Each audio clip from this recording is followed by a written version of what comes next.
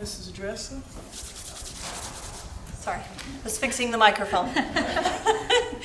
President Ragland, we have a full board present. Thank you. As our custom, will you please stand to recite the Pledge of Allegiance?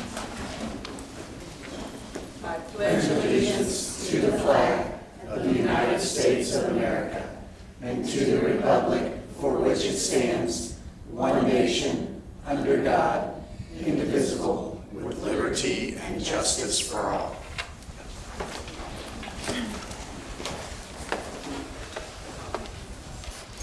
Okay, we are now ready for good news. Jason Wickenberg. Thank you very much, President Ragland, Superintendent Hooper, members of the board. Good news to share with you this evening. So we'll start by talking about our student athletes that have just done a phenomenal job here in our fall sports season. We had some good traditional media coverage out of this story as well. So congratulations to 335 student athletes who earned All-City Scholar honor. This means they had a 3.5 GPA or above. They had earned a varsity letter. And, you know, you can imagine, and for individuals who were involved in athletics when they were in school too, really the dedication and the time management you have to have when you are doing everything possible to be successful in your sport, but then you're also getting it done in the classroom, and that's what it means to be a successful student athlete, and that's what we like. So for these 335 students, I know when we did the interviews for media coverage, a couple of the students at Wrights High School, just hearing them reflect on that and their dedication and their pride, you can tell that really meant a lot to them. Speaking about pride, let's take pride in this student. Congratulations to a senior at Harrison High School, Isabella Roselle. She was the November Courier and Press Student of the Month. Not only a senior at Harrison High School, she is also a senior in the Academy of Science and Medicine. And I have to read this quote out loud that Harrison put out. She exemplifies the qualities of leadership, academic excellence, dedication, and compassion that define the very best of our warrior student body. So again, really proud of these students who are so successful. Wanted to shout this out because GLA took a lot of pride in this. There was a sidewalk, not by the school of course, but up by the street. This area of the neighborhood had never had a sidewalk in this area. And so really to help the neighborhood out, they worked with some of their community partners that are listed here. And a school like Glenwood and so many schools have so many business and community partners that really come together and help to get things done. So they were able to put in an extension here on the city sidewalk where students and families and neighbors in that community are walking. So they were very proud to show that off. So kudos to them. And again, great thanks are in order to all of the partners who work together so closely with our school. And just, I know some of you were even there that day, and just seeing, you know, you can tell the relationships you have there too, because you see partners coming up at the school and they're hugging and they're so excited for the work they got done. So really is a team effort. So thanks to everyone who was involved with that. Last thing I want to recognize here, we had some traditional media coverage on this today as well. Central High School, and I will say so many of our schools do this type of thing during the holiday season, but had been talking to Central for the last couple of weeks about this, and they weren't doing this to get credit, but they just, their principal, Dr. Freeman, was so proud of what the staff does. They come together and they very carefully select students that may need just a little extra for Christmas, and it could be for a number of reasons. Maybe somebody's lost a job in the last few months, or a parent is ill and their family needs extra support. And so the staff members, not just the teachers, but secretaries, custodians, you name it, anyone at Central High School, they come together. They were able to pull together and get gifts for 50 of their students.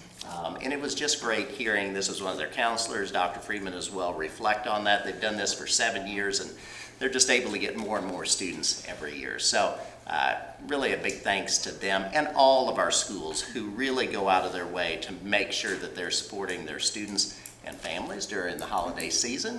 And President Ragland, that's it for good news. Thank you very much. We are now ready to move into public comment. Shoulders. Thank you, President Ragland. We have two regulars for the microphone tonight in the order in which they have signed up. Larry Samples would be our first speaker. Age before beauty, right?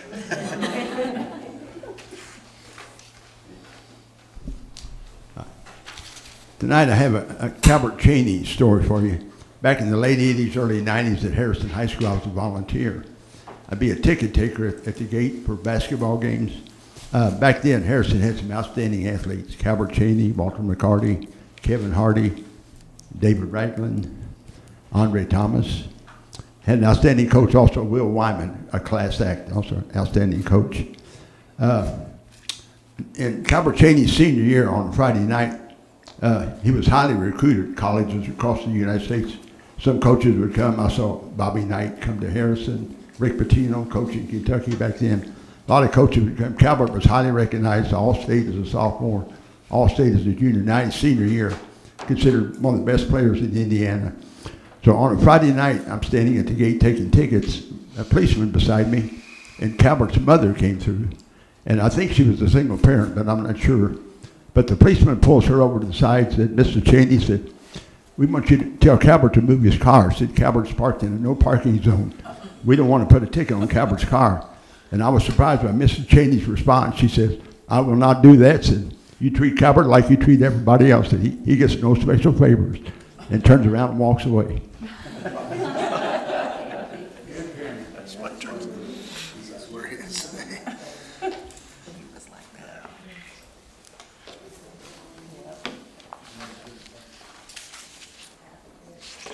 Next we have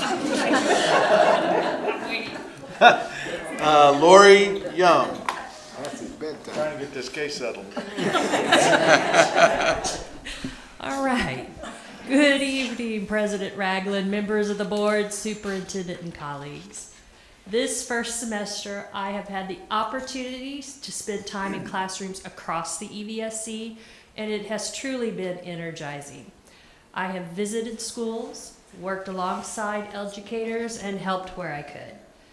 What stands out most is seeing learning in motion, from English to orchestra to physical education and every class in between. Students are engaged, asking questions and making meaningful connections. I see teachers creating lessons that spark curiosity, encourage growth, and invite students to believe in themselves. Being present in our school has been a gift, and I am genuinely thankful for the openness, access, and collaboration that have made these visits possible.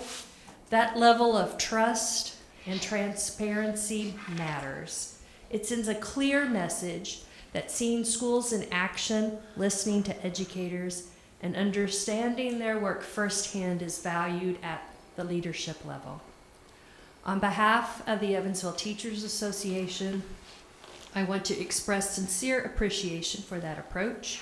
It reinforces our shared commitment to supporting the people and programs that make learning happen every day. I wish everyone a joyful holiday season and a healthy, hopeful new year. Thank you. Thank you.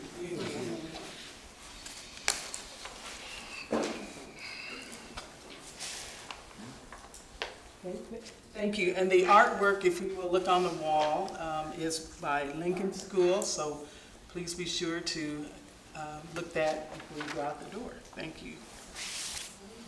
We're ready to move into consent items. Dr. Hooper. Good evening, President Ragland, members of the Board of School Trustees. We have 15 consent items for your consideration tonight. They are 3.01, consideration of the minutes from the November 24th, 2025 executive session and regular board meeting.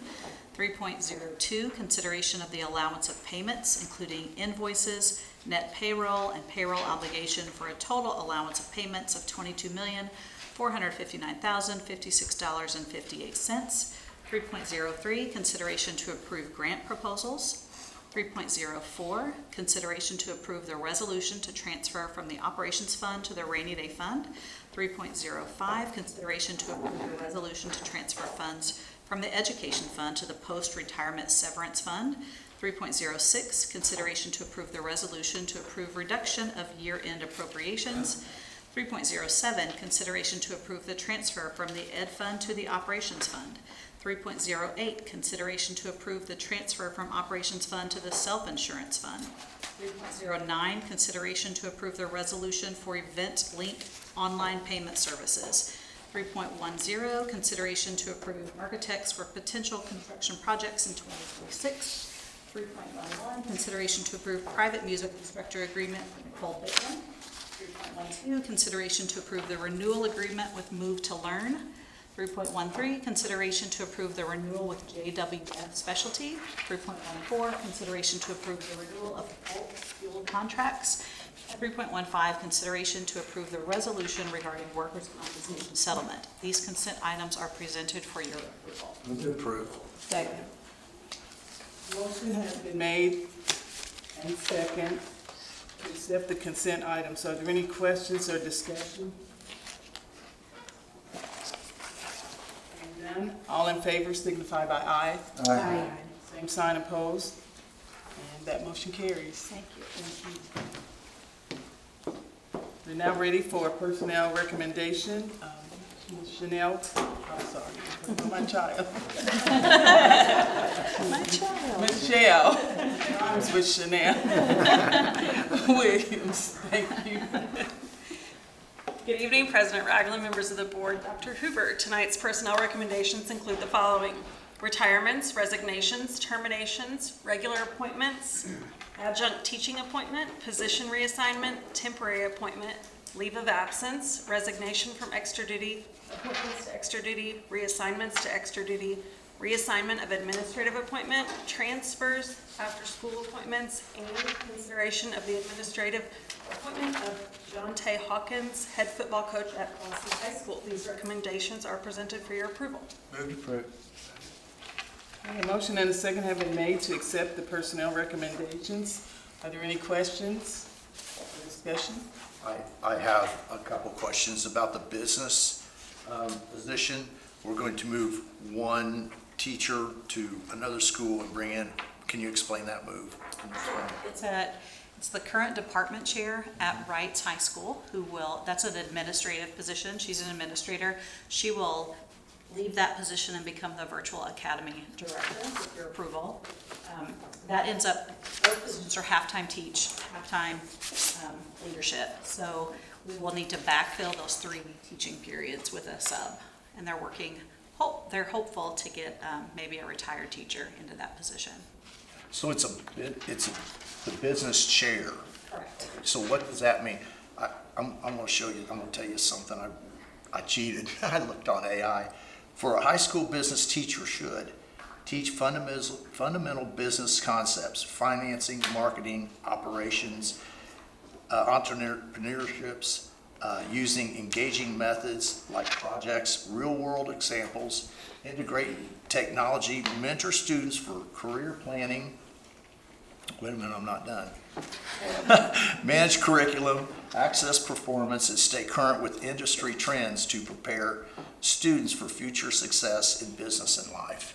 So that is a lot for a person to do. What type of training or education do they get? Of course, they get a license, but how does this, I can tell you this, when I got out of high school, I had 0 marketable skills. That was my choice, bad decisions. But I see it now as a very good thing. I mean, all of these things, there were so many opportunities for kids. And I'll give you an example. I drive down the street and there's a guy cutting the lawn across the street. He's pulling a trailer. And then there's another one down the street. And then before I get out of the subdivision, sometimes there's 2 or 3 of these guys.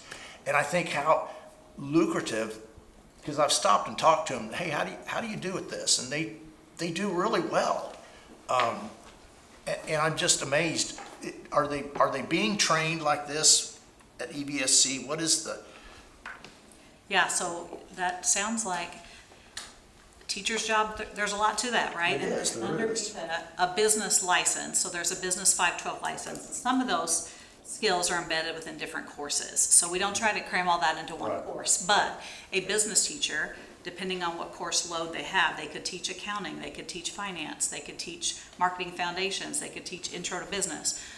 A lot of what you described, they kind of scratch the surface in the intro to business course. But in terms of licenses, teachers who have a business 512 license, which is probably our most common license, you can teach a majority of the classes in business. There is one exception to that that I'm aware of, which is marketing.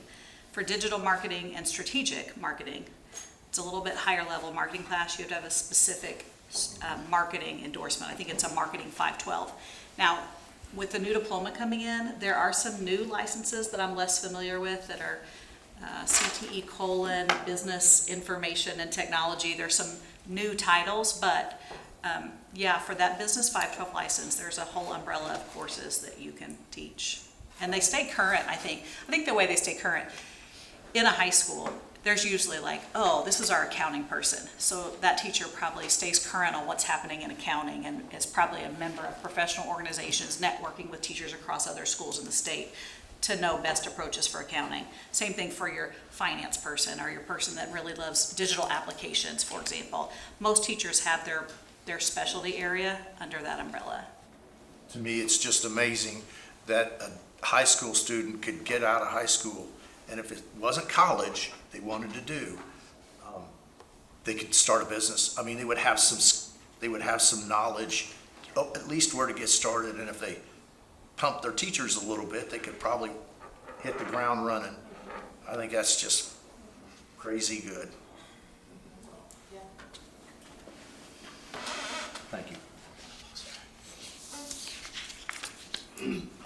So we need a motion and a second. Yeah. Discussion. All in favor? Just need to call for a vote. Okay. We are now ready for a vote. Are there any, after the questions? Hearing none, no more, I should say. All in favor signify by aye. Aye. Same sign opposed. And that motion carries. Thank you.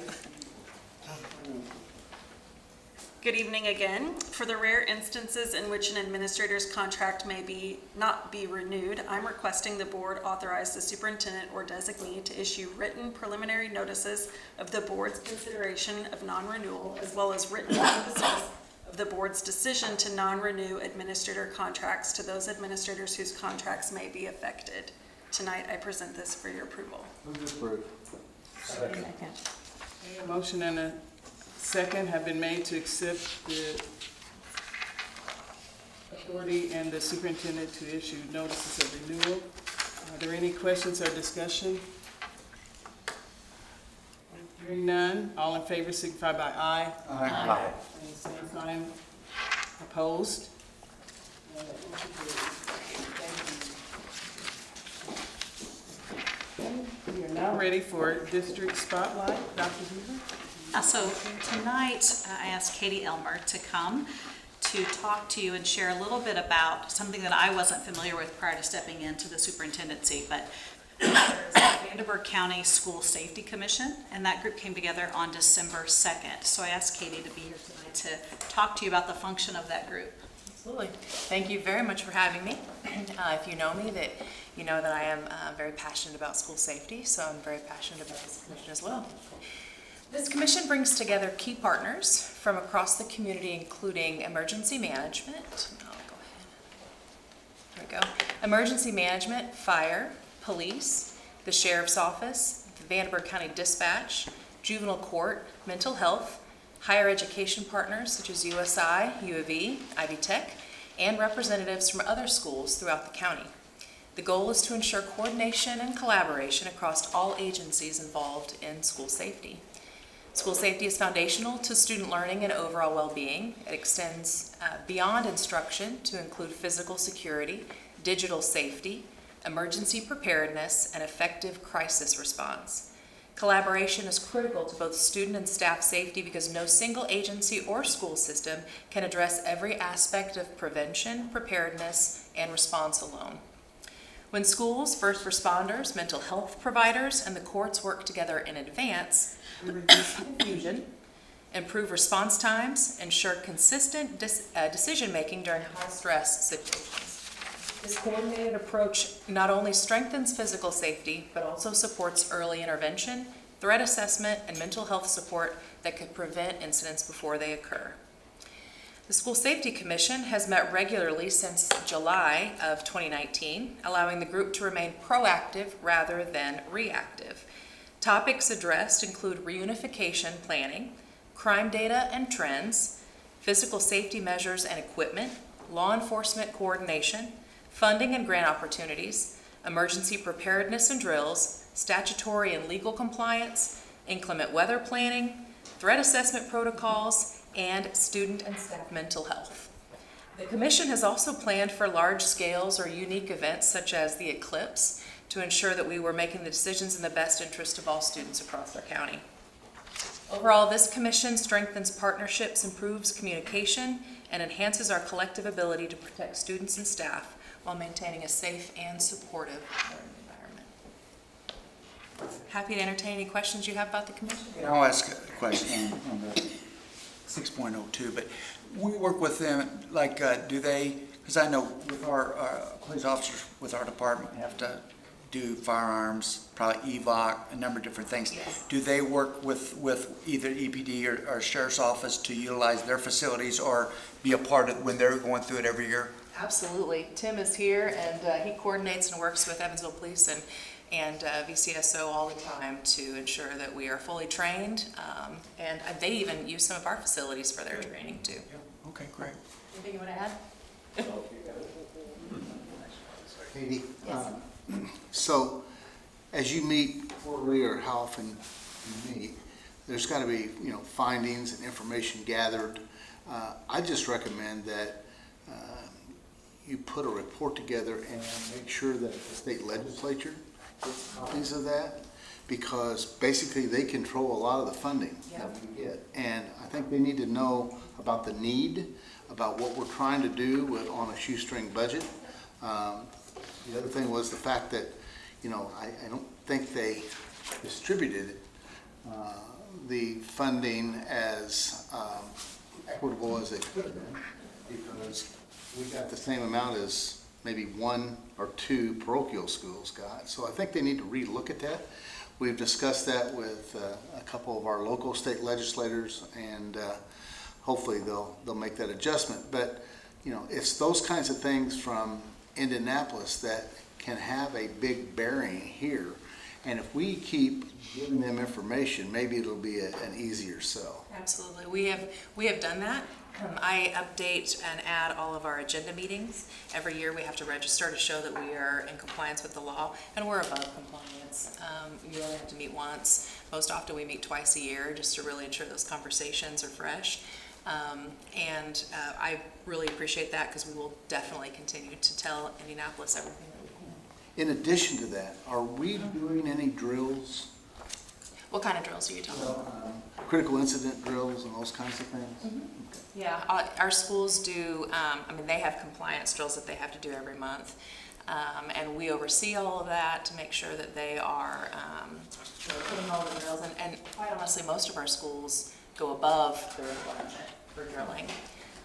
And as a district, we have done reunification planning, because that's what we would be involved with at the district level if there was an incident at our school and we had to reunify parents and kids off-site because we could not reunify at the school. We've done definite crisis planning for that as well. And it includes so much, everything from not only the frontline teachers, but bus transportation and Absolutely. so on and so forth. There's a huge coordinated effort. Thank you. Absolutely. Thank you very much. Thanks, Katie. We're now ready to move into our action items, and we'll have Rick Cameron, 6.01. Good evening, President Ragland, members of the board, and Dr. Hoover. Consideration to approve property and casualty insurance renewal was presented as information at the November 24th board meeting and is presented tonight for your action. Second. A motion and a second have been made to approve the property and casualty insurance renewal. Are there any questions or discussion? Okay. Hearing none. All in favor signify by aye. Aye. Same sign, opposed. And that motion carries. Thank you. Thank you. And you have 6.02 as well. Yes. The Office of Chief of Staff recommends approval of an agreement with National School Safety and Security Services for a comprehensive school safety assessment. Proposals were solicited from firms qualified to conduct this work, including recommendations from the Indiana Department of Homeland Security. After an extensive review process, including interviews, a cost agreement was finalized with National School Safety and Security Services. This comprehensive security assessment will include pre-assessment review of security and emergency preparedness policies and documents, on-site interviews, interviews with key community partners, a review of crisis and emergency plans, examination of physical security measures, and a final report with observations and recommendations consistent with evidence-based best practices which can be used as a strategic plan for school security and emergency planning. The cost of this will be $215,750 and will be paid from the operations fund. Second. Motion and a second have been made to move into the agreement with National School Safety and Security Services for comprehensive safety audit. Are there any questions or discussion? Yeah, I'll make it, Mike, did you have something? Go ahead. I just want to make sure that, they've done numerous studies like this, and that this is something that we're in an area now that, it can change daily. And so just to make sure that they understand the complexity of our corporation, the number of students that we have and all that, I'm thinking that will be part of that finding. Absolutely, and this was one of the firms that was probably one of the top recommendations from the Department of Homeland Security. I think I counted today, there were like 20 pages of reference letters from sizable corporations and other folks that they have done this business with nationally. And this is not the first time we've done this, so we continue to learn to look at these areas to make sure that we're doing all we can do, and that we're doing it in a way that is cost effective and that less disruptive to our regular school day as much as possible. But the main thing is to make sure that our students are safe. Absolutely.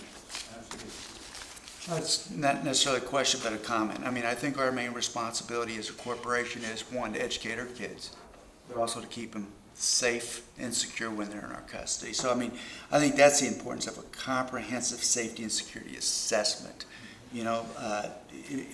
It helps us ensure that we're making the most informed, responsible, right, decisions in prioritizing safety, reduce risk, and uphold public trust. And so, again, before we have change policy and we start spending a bunch of money, I think it's critical that we have a group like this come in, and I look forward to that. And then once we get that done and we review it, I believe are they going to come in and then share it with us, and maybe we're going to potentially have them share with the public, so we have that, public trust is there and they know what's going on with it. And then I think we need to look at that assessment very hard and say, hey, yeah, this may cost some money, but it's going to keep our kids safe and secure, and really maybe enact some of the things that they put in there. So, Agree more. I do have a question. Good evening to you. Did they give you an estimated time of completion?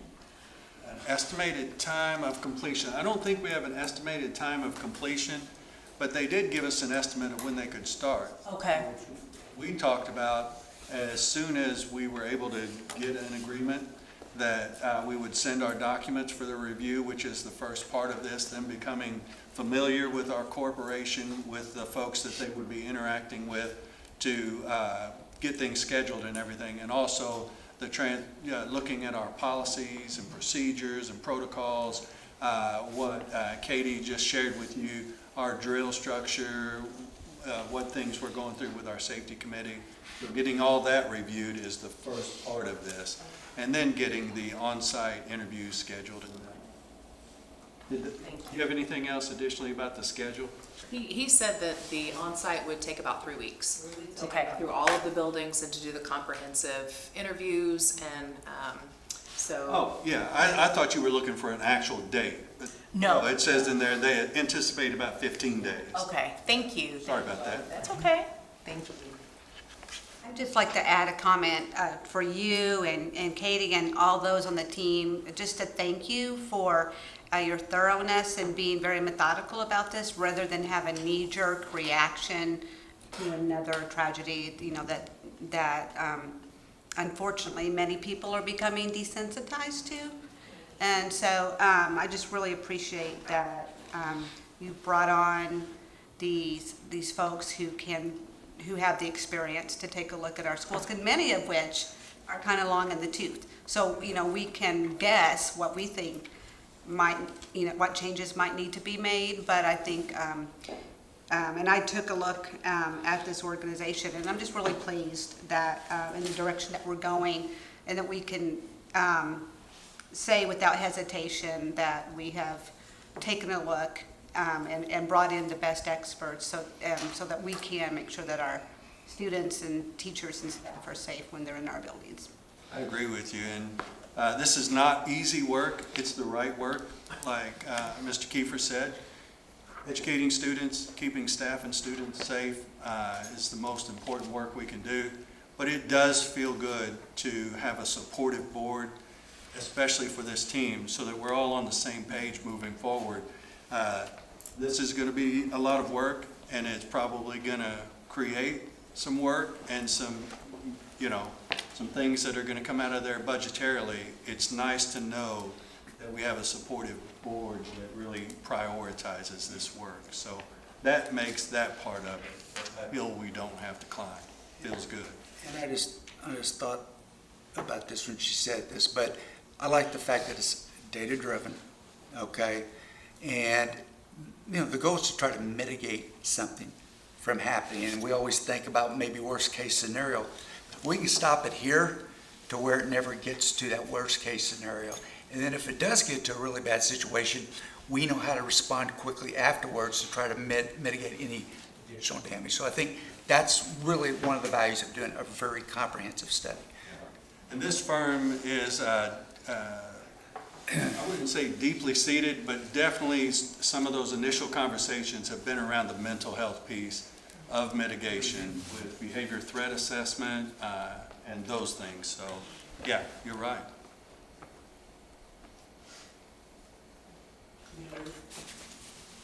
Questions? All in favor signify by aye. Aye. Opposed, same sign. And that motion carries. Thank you. We're now ready for Steve Scheller.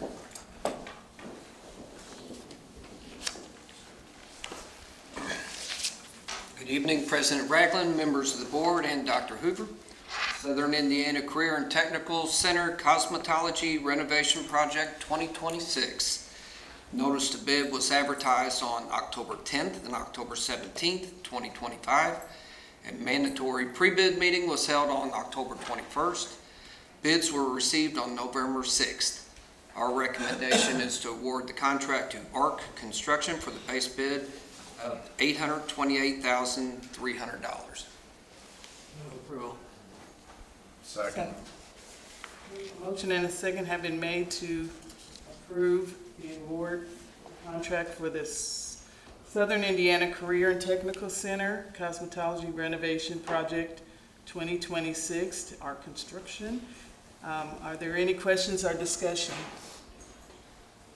That's a lot of money, man.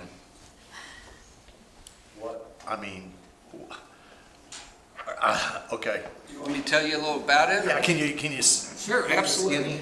So it's going to have 20 styling stations, 5 barber stations, 6 blow drying stations, 6 hair washing stations, 4 pedicure stations, 4 manicure stations, 2 facial stations. It'll have break rooms with locker rooms, laundry and storage, a secure reception area, customer restrooms.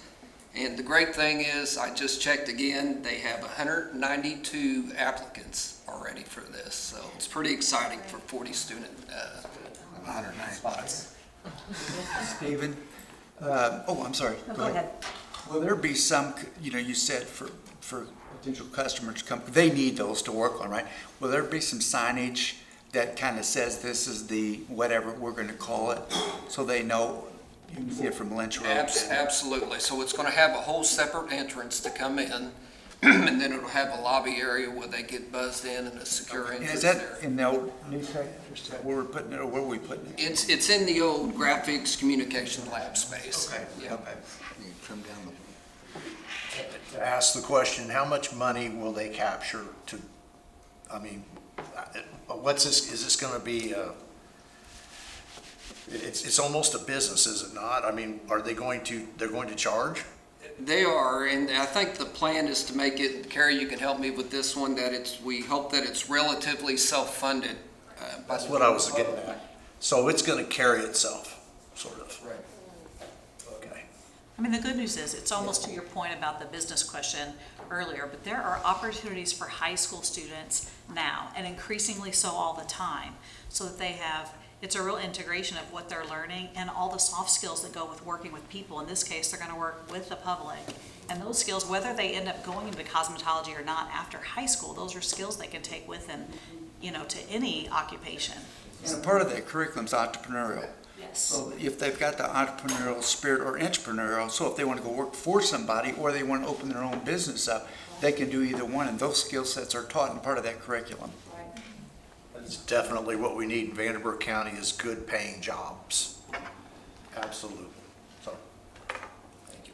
I just want to say thank you so much. I know I have asked probably a lot of questions during this time and even just in the passing.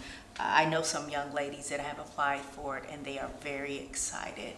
And I think even if they're not chosen, right, just given the opportunity that we're able to now do this, because it's a growing industry. It's a fast growing industry. And when you have young ladies and young gentlemen, right, that are literally self-taught, and just imagine being self-taught and now being able to take the skills into a brick and mortar that will eventually give them their own brick and mortar or somewhere else. I mean, possibilities are endless. And again, to me, this is what inclusivity looks like.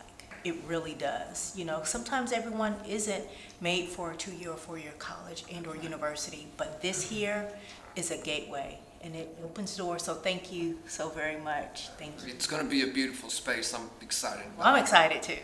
Thank you. They'll be able to earn their license during that time? Yeah, what's the number of hours, Carrie? 100. Yeah, so it's possible, but that's why we're looking at, it'll take more than just during the school day. If they go for a half-day program like traditional at Career Tech Center, they will have to extend those to evenings and probably weekend hours, but we're trying to build in that so that the students who are extremely motivated to get that number of hours will have an opportunity to get that number of hours. But it's not integrated in the curriculum. It prepares them to sit for the exam, or which is it? Yeah, they'll be prepared to sit for the exam. Sit for it, Once okay. they reach those hours. Okay. Yep. So, hi again, Steve. So, you said that there were 40 spots, and we have 192 students who have applied thus far. Correct. Can you share a little bit of what that rubric is when you're looking at applications? Go ahead. Yeah, so I can talk to that. We're really kind of shifting that to school voice at this point too, and really understanding from them which students have expressed that this is their strong pathway.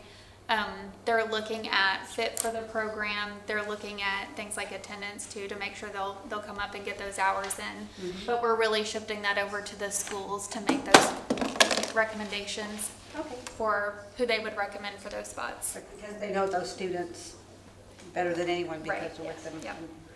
Great, thank you. I think once they see that space and how amazing it's going to look, I think there's going to be even a higher demand for it. It's a multi-billion-dollar business, this cosmetology. So, any other questions, discussion? Okay. None, all in favor? Aye. Same sign opposed? And that motion carries. Thank you. We're now ready for 6.04, Joe Haredink. I think we got two. I'm sorry. 6.06, thank you. Good evening, President Ragland, members of the board, Dr. Hoover.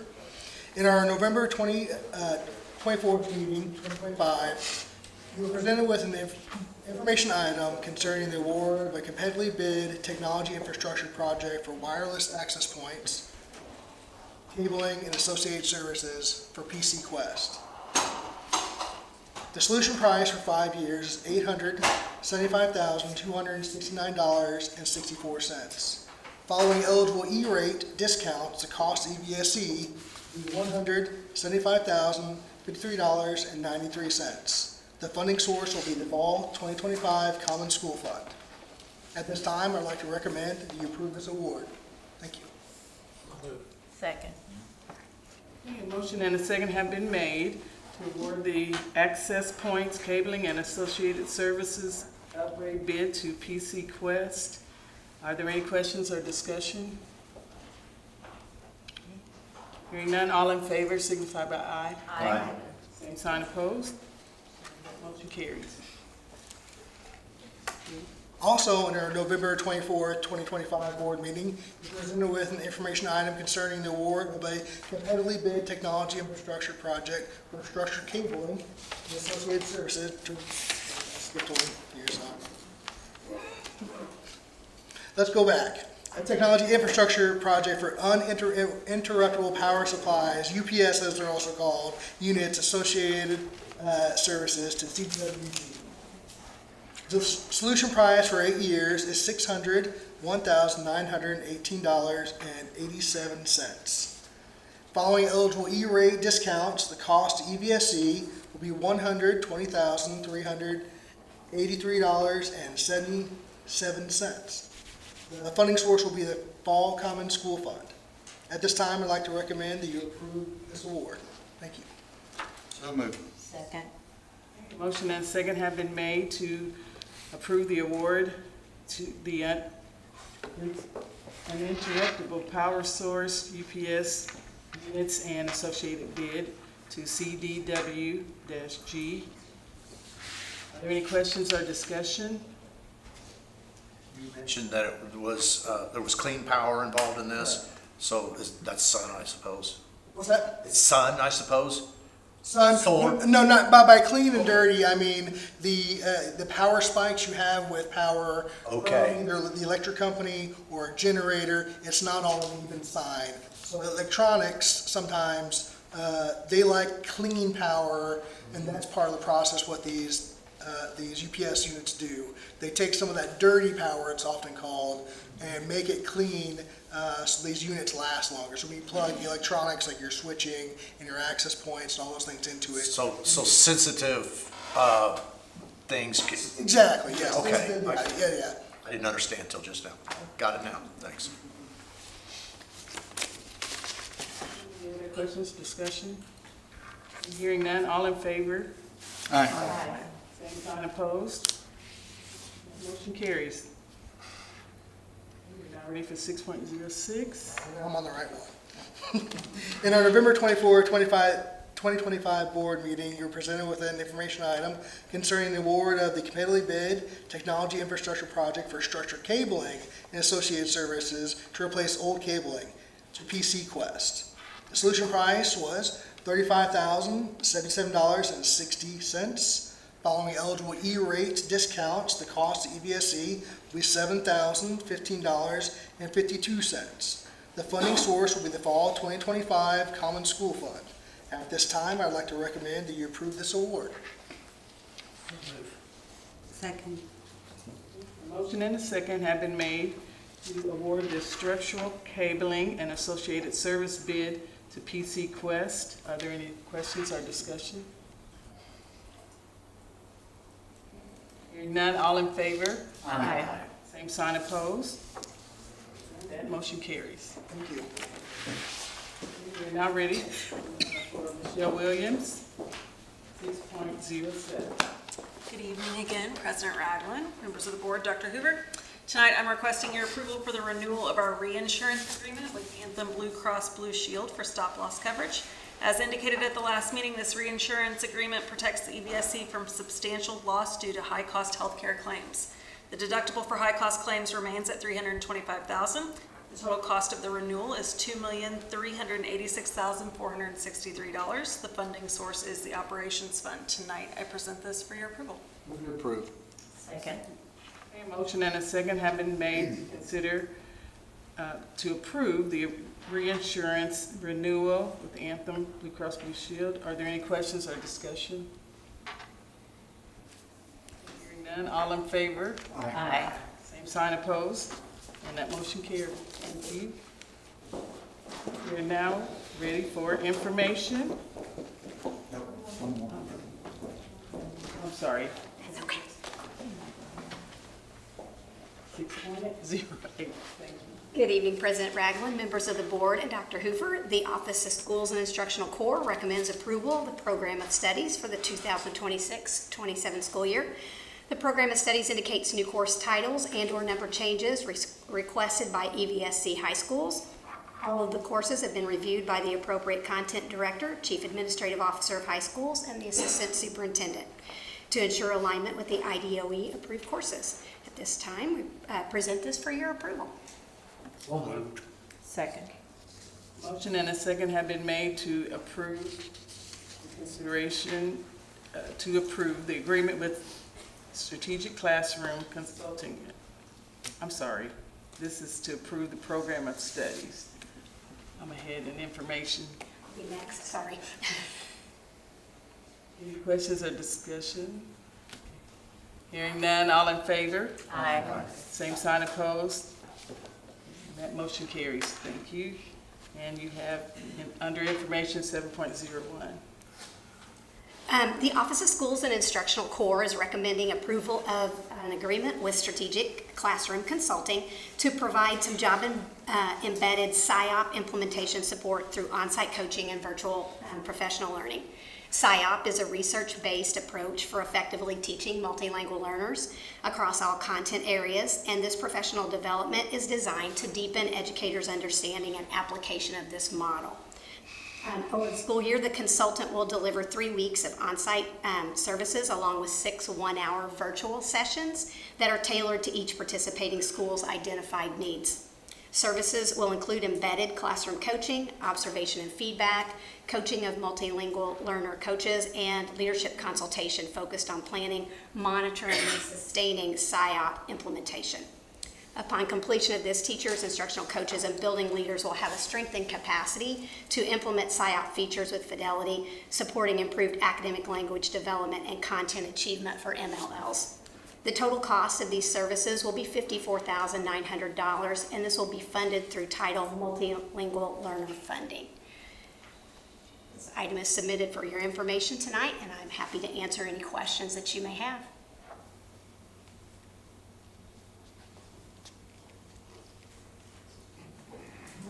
Thank you.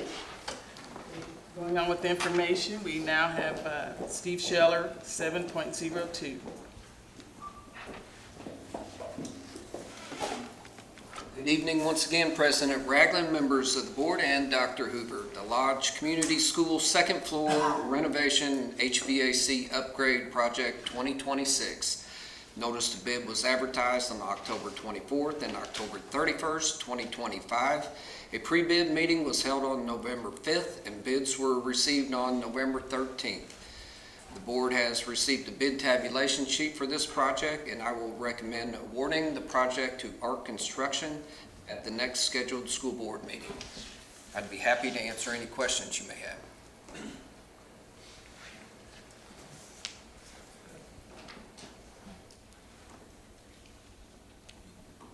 I think so. There's no questions. Thank you. Thank you.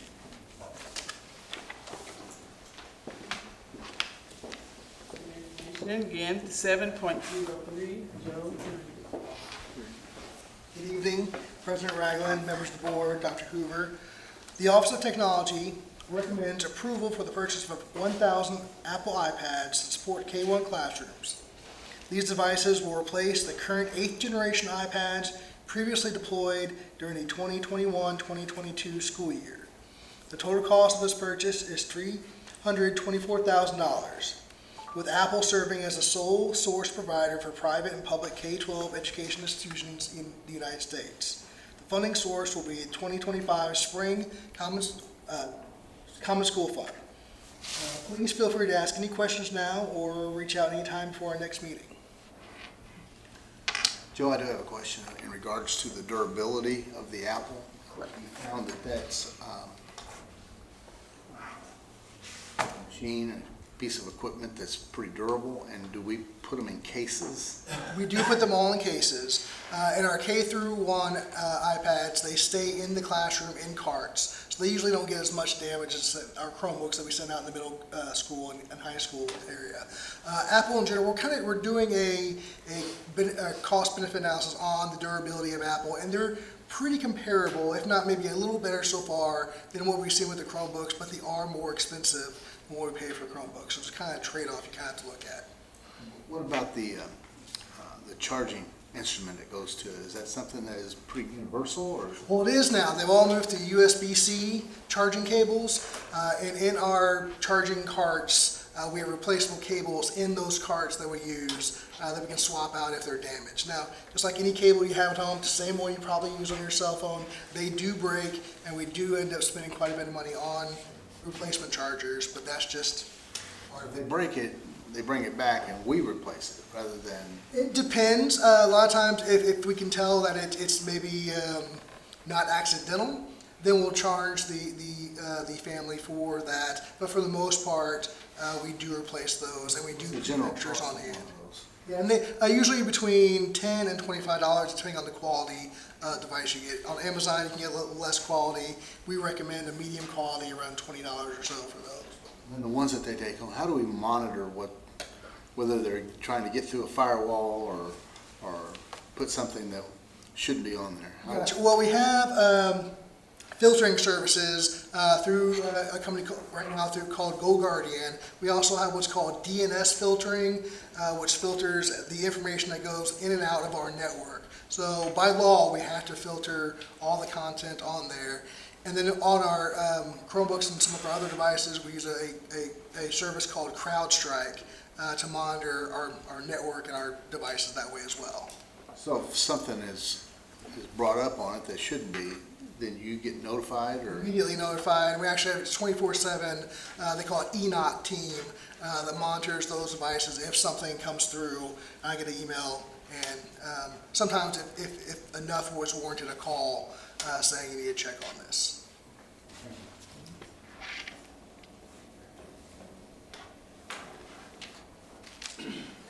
Thank you. Thank you. Very much. Okay, we're now moving to 7.04, Campbell Williams. Good evening, President Ragland, members of the board, and Dr. Hoover. Bring forward to you tonight for your information the recommendation to increase our extended day summer camp rates.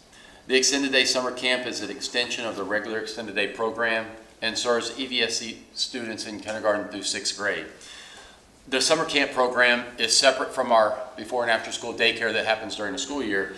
This operates from June 1 to July 24th this year from 6:30 a.m. until 5:30 p.m. The summer camp fee has been $100 per week since 2020. The extended day summer camp fees were recently reviewed and compared to local summer camps, and that data showed that EVSC rates remain significantly lower than the comparable offerings within our community. Based on this review, it is recommended that the summer camp fee increase by $10 per week, bringing the total to $110 per week per attendee.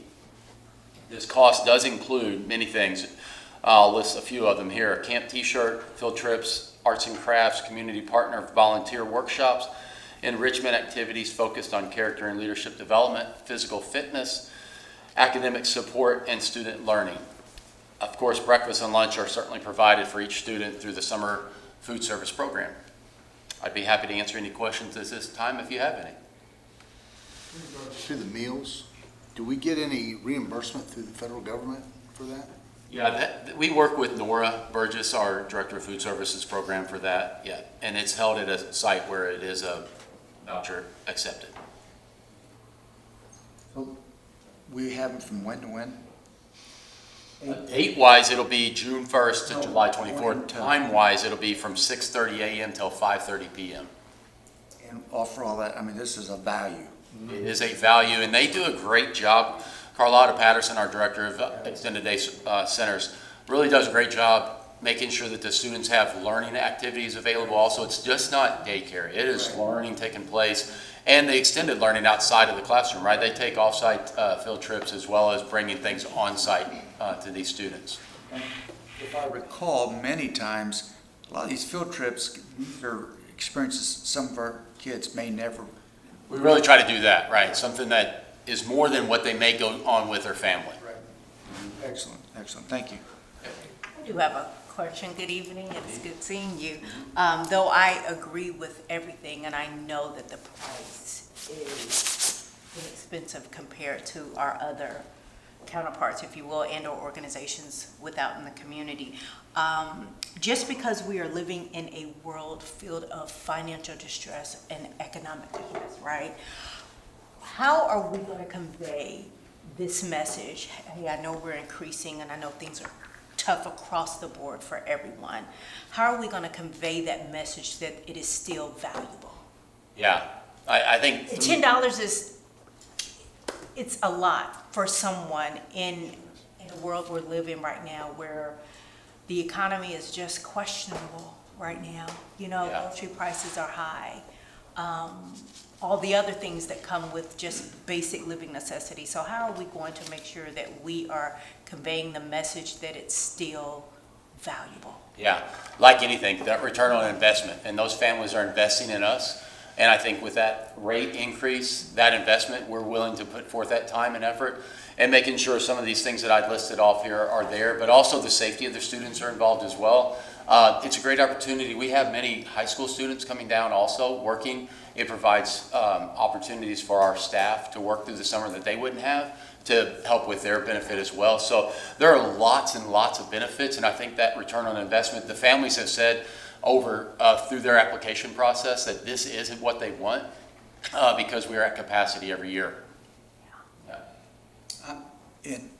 And I agree with what she's saying too, but I'm just thankful we can afford to do it for 110. We're making an investment in the community, in my mind, in this regard, because if not, what would happen if we didn't offer it during the summer? You know what I mean? And I think it also is that nexus from the end of the school year to the student engaged, they continue to learn, and that's invaluable. It really is a great opportunity, and I've seen students make friendships that they wouldn't otherwise have, right? They're friends with their students and their friends at their own school, but this is from across the city, and they come together, and it's neat when they see each other that they hadn't seen all year, but they know they're going to be at the summer camp. It's like any summer camp if you went to. That's again that return on investment. I think that is when a student sees another friend or makes another friend, and they do a great job of making sure that takes place. Yeah. And is there anything similar to a free and reduced fee that for children that their family's struggling or whatever that we can help on that, or? Yeah, and we work with that, especially they're able to receive the voucher through the CCDF voucher, and we accept those during the summer. So we basically have these kids 55 hours a week. We could, right? I mean, if you drop them off at the beginning and drop them off at the end. Right. And at $110 a week, doing the math, it's $2 an hour they're paying us. That's not. Kudos to our staff, right? Yeah, that's amazing. Because they do it. I can't imagine anyone, the students in our families and our community, understanding that is a deal, especially with the prices the way they are now. Giving them lunch and providing all these services, that's Okay. I know there's lots of interest in the cosmetology, but there's some foam that takes place also during the summer at the extended day, and also Kona Ice. So I'll extend the invitation right now. Oh, I do have one more question. I saw, I guess a couple of weeks ago, where Bennett Park extended their hours for swimming, which is absolutely amazing and great. Swimming, is that a part of the field trip? We have in the past used Rochelle Okay, okay. From Lincoln. Okay, thank you. And really, what we've done now, we take them earlier and work with the swimming directors in the summer when no other public are there. Okay. So it's a great time for just our kids to be there. Okay. Yep. Thank you.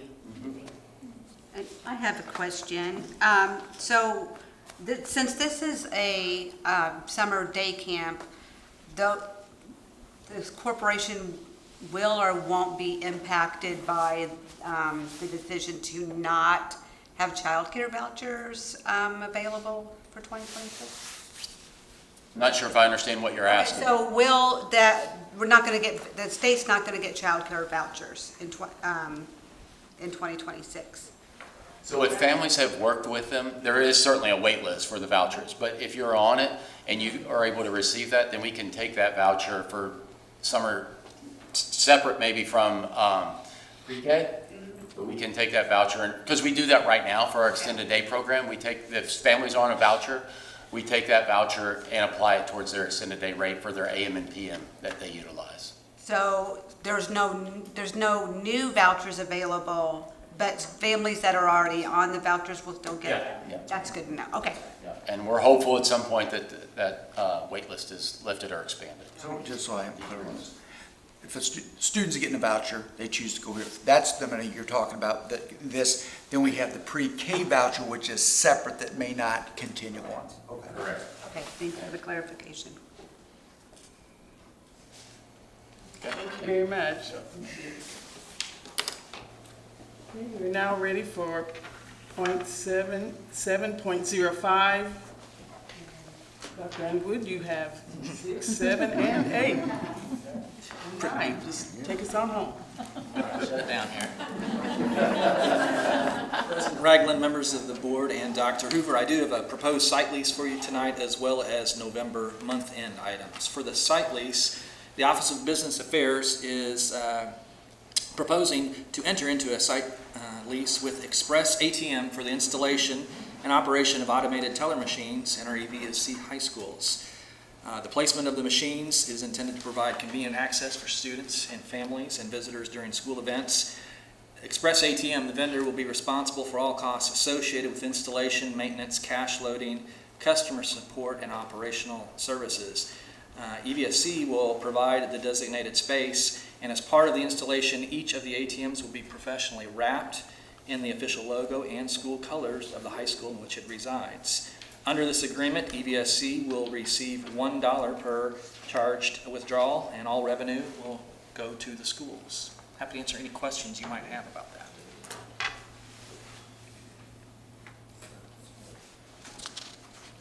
We'll be in Wright's colors, yes.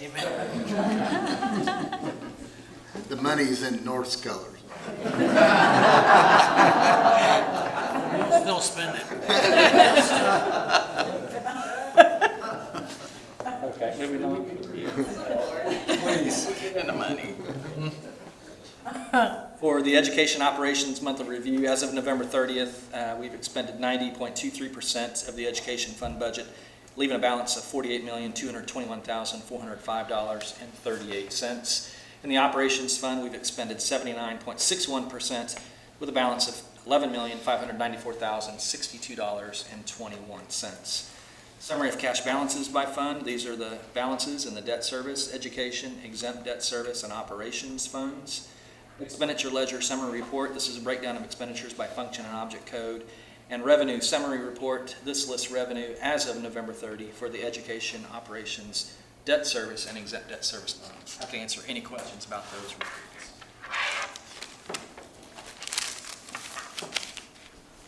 Thank you very much. We're now ready to move into continued business. I'll start. So as we approach the end of the first semester, I want to thank the board and the entire district team for the support over the past several months. I am days away from finishing my first semester as superintendent, and I am truly grateful for your partnership, your collaboration, your guidance, your trust in me. And so thank you all for that. Also, I want to thank the board for those of you that were able to go on school visits last week. We were able to visit 3 of our elementary schools. And I know I was very proud to show off our schools. I love that you got to see firsthand the hard work of our staff and our students and the things going on in our classrooms that every day we chose 3 schools. We could have gone to any of our schools and we would have seen great things. So thank you all for taking time to do that. Big shout out to, I'm sorry. No, I was just gonna say anything. Add to what Jason was saying earlier, we have churches that have angel trees in our foyers and stuff, buying presents for kids. We have countless hours of volunteers. Just thank you to those people who went to a PTA meeting at Dexter, and those kids are benefiting so much from their efforts. They had donuts with grown-ups, and they had it's just amazing. Even Halloween, a lot of these kids, the Halloween trunk or treats and stuff, and the Christmas stuff, these kids they won't go to Disney this summer. You know, this is the highlight, and that some of them wouldn't get a Christmas present if it weren't for some of the churches and different organizations and people. We can't thank them enough. It's heartwarming when you see it. And I'd like to say something else. Everything's dead. I mean, the trees, there's no leaves, the shrubs. It's always cloudy and it's dark. What a great time to celebrate the birth of our Savior. If it weren't for all of the Christmas lights and everything, I wonder what Christmas would be like. It's just a great time. People's awareness is heightened. It's just amazing to me, and I just like to say Merry Christmas. I'd just like to say, I really appreciate the trip to the 3 schools, and specifically the 3 schools that you picked out. I thought were really, really good. I mean, I got to see teachers really welcoming the students, and the students were coming around hugging these teachers when they were coming to school in the morning. I learned some things like the huddles. I thought was really cool. PLCs, we sit through a PLC. I thought that was very informative and very productive of what I've seen. But I just, everybody's, there was a kid that was kind of acting up, and I think it was the vice principal. She's walking with us. You keep walking, and just responded immediately, to that student. So just everybody's doing just fantastic work. And, we see it, I really thought, I know we don't do this, and I've been told 100 times, but there's going to be a teacher, there's going to be all these students in rows and stuff, and I go in and man, it's just dynamic, and it's just going and moving and stuff, and I thought this is fantastic. So anyway, thank you for that, and I look forward to more of them, and yes, Merry Christmas to everybody. Just to piggyback on what Trustee Kiefer said, it was really heartwarming and encouraging just to see the care and love that the staff had for the students and the students for the staff, but also just the welcoming environment. And I mean, we know there's schools, but just to see that there was so much pride in the students' artwork and attendance even, where they were getting special recognition on their lockers. And what really hit me was at one of the schools was the number of children who grabbed that free breakfast. And I wish those that hold the purse strings in the state would know what it feels like to go without breakfast and to have that available to our students, and how incredibly important that is. And it also makes those children feel seen and understood that somebody knows I'm hungry and they care enough to provide this for me. I loved it. I would love the opportunity to go again. And if it's cold, I'm going to ride with Trustee Kiefer because he has seat warmers in his truck. So that was great too. I would like to say I'm sorry that I didn't make it. With a broken back, I am limited to the steps that I can make, but it broke my heart that I couldn't be. I'll be at the next one if I have to roll. I'll be there. But I just want to say to all of you, you know, it's a blessing to serve on the board with each and every one of you. All of you administrators, all that you do all the time, so often, we don't say thank you. And Darla, I can't say enough. In a few months, you have been terrific. And thank you for how you have opened up so many areas. And the people are receiving it so well. Merry Christmas, everyone, and God bless. I guess what I'm going to talk about, I mean, Merry Christmas, everything's great. I think Darla's doing a great job. But we started our good news with our student athletes, and you don't hear that phrase much anymore. College has forgotten it. You know, when they implemented NIL, it became, you know, nothing but, you know, about the mighty dollar. Kids can transfer from school to school and all that, and you just don't see the teamwork like you used to. I think having our students 335 with a 3.5 or above average is monumental, and I think it speaks to the testament not only of our teachers, but of our coaches in insisting that these kids, you know, are doing well in the classroom as well. I know that some coaches, you know, send their athletes, if they're struggling a little bit, to a study table. And I'd like to see more of that. I'd like for college to pay attention to that. So, Merry Christmas, everyone. Enjoy being on the board with you. And Darla, you haven't screwed anything up yet, so keep it up. I was just going to say, first and foremost, Merry Christmas to everyone. And Dr. Hoover, thank you for making yourself available to have uncomfortable conversations in comfortable places. Amen. Thank you for that. That's so good. Sometimes we don't realize that there has to be a shift in the atmosphere. And something has to happen in order for it to break.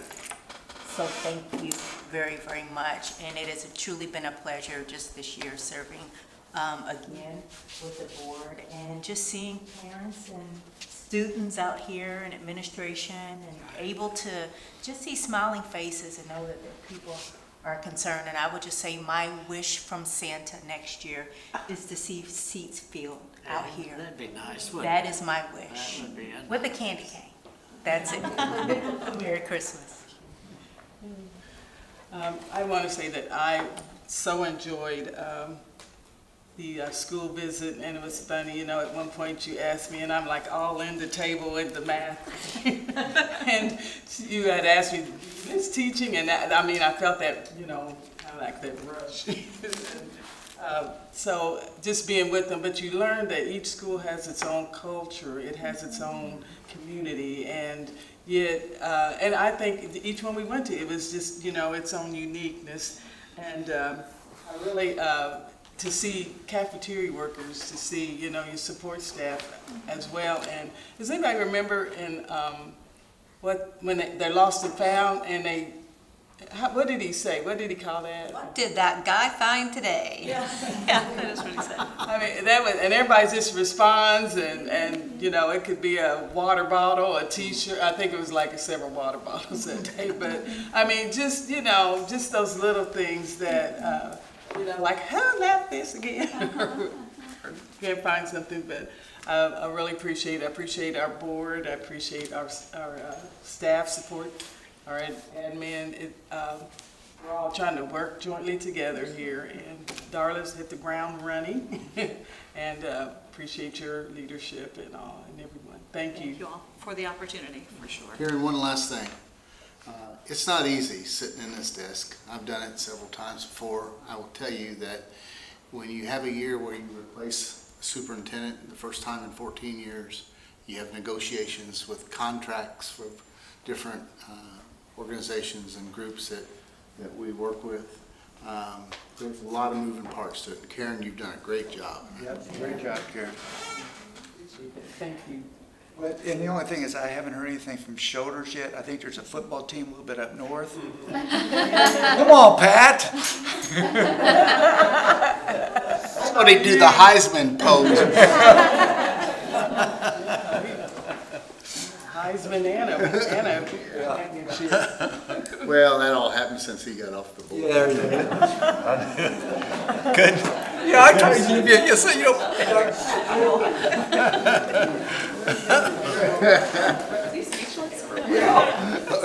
He's looking for the microphone. I'd like to acknowledge, or do we have any visiting students in the audience? Okay, if you would come forward, please speak into our microphone and state your name and school. Very much appreciated. Thank you. Ooh, I like that AC shirt. Yeah. Well, my name is Dylan Fetcher. I'm from Wrights High School, and I do, he knows me. And I do half days at the Shepherd Academy, or Wilson. That's good. I'm Emma Early, and I'm from Memorial High School. I'm Audra Hagan. I'm also from Memorial, and we're both from Youth Resources. Thank you very much. Thank you for visiting with us. You need signatures, any of the board members here? We'll be glad to help you. Oh, prize now. I have a holiday thought for the season, and it says, holidays are a reminder that life is meant to be lived. Experiences are meant to be cherished, and memories are meant to be made. So wishing you peace and joy this holiday season and throughout the coming year.